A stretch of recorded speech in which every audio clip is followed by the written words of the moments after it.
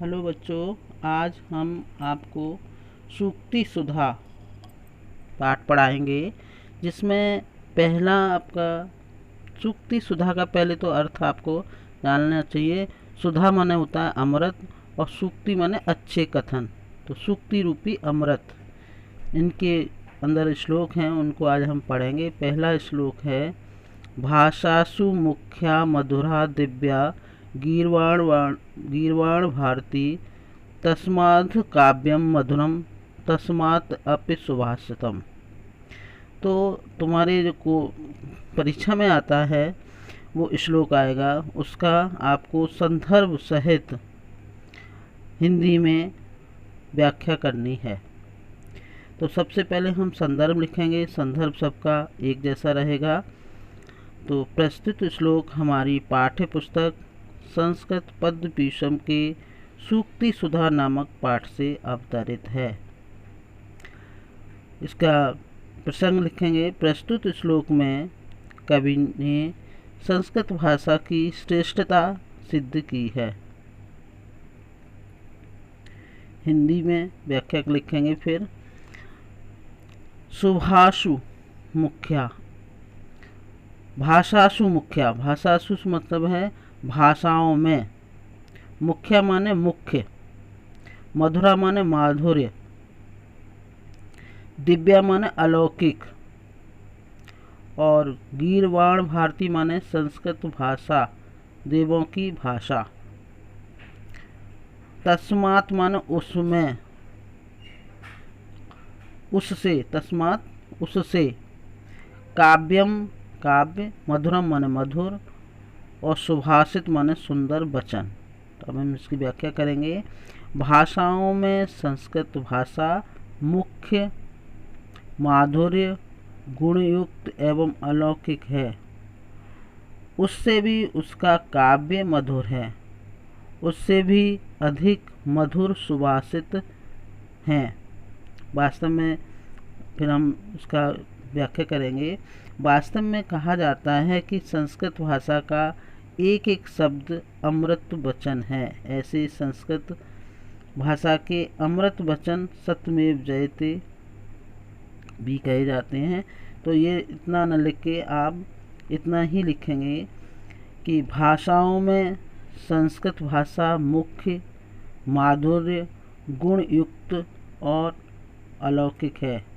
उससे भी उसका काव्य मधुर है और उससे भी अधिक मधुर सुभाषित अर्थात सुंदर कथन हैं।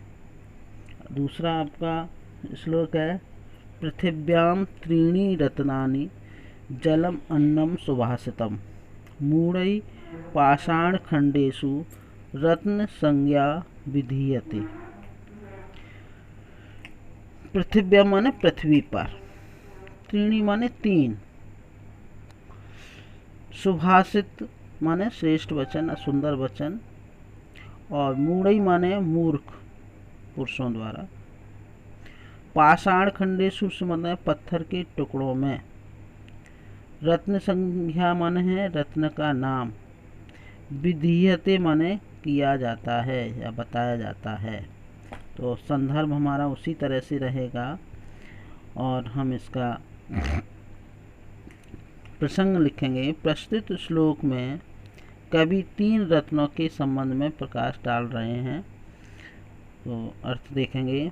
पृथ्वी पर, पृथिव्या माने पृथ्वी पर, सप्तमी विभक्ति, पृथ्वी पर जल, अन्न तथा सुभाषित माने अच्छे वचन, उत्तम वाणी, ये तीन रत्न हैं। त्रीणी रत्नानि, ये तीन रत्न हैं। कौन कौन से? पृथ्वी पर, पृथ्वी मन पृथ्वी पर जल, अन्न तथा उत्तम वाणी। किंतु मूढ़ई माने मूर्ख लोगों द्वारा, मूर्ख व्यक्तियों द्वारा, पत्थर के, पाषाण खंडेषु माने पत्थर के टुकड़ों में भी, टुकड़ों को भी रत्न की संज्ञा दी जाती है।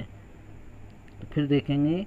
पृथ्वी पर जल, अन्न तथा उत्तम वाणी, ये तीन रत्न हैं, या तीन रत्न कहेगा, ये तीन रत्न हैं। किंतु मूर्ख व्यक्तियों के द्वारा पत्थर के टुकड़ों को रत्न की संज्ञा दी जाती है।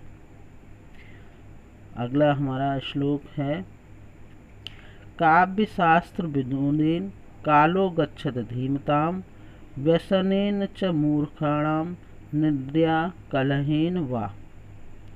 काव्य शास्त्र शब्दार्थ देखेंगे। काव्य शास्त्र विनोदेन का मतलब है काव्य और शास्त्रों के अध्ययन द्वारा मनोरंजन से, विनोदेन माने मनोरंजन से, और कालो माने समय, गच्छत माने व्यतीत करते हैं, बीतता है, धीमता माने बुद्धिमानों का, और व्यसनेन माने है निंदनीय कर्मों में, मूर्खणाम माने मूर्खों का, षष्ठी विभक्ति बहुवचन, निंद्रया सोने में, कलहीन और कलह करने में। तो इसका हम संदर्भ हमारा पूर्ववत रहेगा और प्रसंग लिखेंगे। प्रस्तुत श्लोक में कवि ने बुद्धिमान और मूर्ख व्यक्तियों के कार्यों में अंतर स्पष्ट किया है। तो इसका हम अर्थ देखेंगे।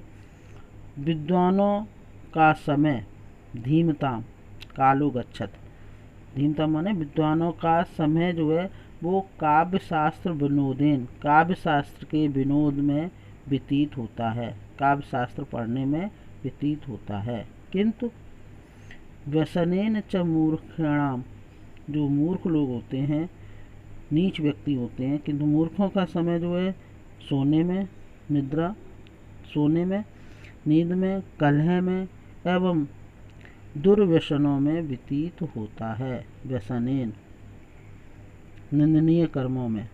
फिर देखेंगे विद्वानों का समय काव्य शास्त्र के विनोद में व्यतीत होता है, किंतु मूर्खों का समय नींद, कलह और बुरे कार्यों में व्यतीत होता है। अगला हमारा श्लोक है श्लोकस्तु श्लोकताम याति यत्र तिष्ठति साधवा, लकारो लुप्यते तत्र यत्र तिष्ठन्त साधवा असाधवा। तो इसका हम संदर्भ हमारा पूर्वत रहेगा। प्रसंग लिखेंगे। प्रस्तुत श्लोक में सज्जन एवं मूर्ख श्लोक के माध्यम से या श्लोक इनके माध्यम से क्या क्या प्राप्त करते हैं वह अंतर स्पष्ट किया जा रहा है। तो शब्दार्थ में श्लोक ताम माने है कीर्ति, और याति माने है प्राप्त करता है या प्राप्त होता है, साधवा माने सज्जन और असाधवा माने असज्जन, लुप्यते माने लुप्त हो जाता है। तो इसका हम अर्थ लिखेंगे। जहाँ सज्जन पुरुष रहते हैं, साधवा तिष्ठत यत्र तिष्ठत साधवा, अर्थात जहाँ सज्जन पुरुष रहते हैं वहाँ श्लोक कीर्ति को प्राप्त करता है, और जहाँ असज्जन पुरुष रहते हैं वहाँ श्लोक का ल लुप्त हो जाता है, अर्थात शोक रह जाता है। ये इसका अर्थ हो गया। इसके बाद हमारा अगला श्लोक है अप्राप्त कालम वचनम बृहस्पति अपि ब्रुवन् प्राप्नुयात् बुद्धि अभिज्ञान अपमानश्च शाश्वतम।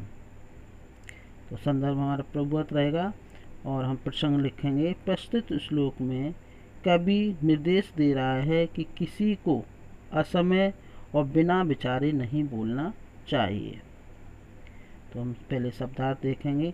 अप्राप्त कालम माने समय के प्रतिकूल, बृहस्पति माने देवताओं के गुरु, भ्रुवन माने बोलता हुआ, बुद्धि अभिज्ञानम माने है बुद्धि की उपेक्षा, और शाश्वतम माने निरंतर। इसका अर्थ हम देखेंगे। देवताओं के गुरु बृहस्पति भी, देवताओं के गुरु बृहस्पति भी, बृहस्पति रपि माने है देवताओं के गुरु बृहस्पति भी बिना अवसर के वचन बोलता हुआ, बुद्धि की अवमानना और निरंतर अपमान को प्राप्त होता है।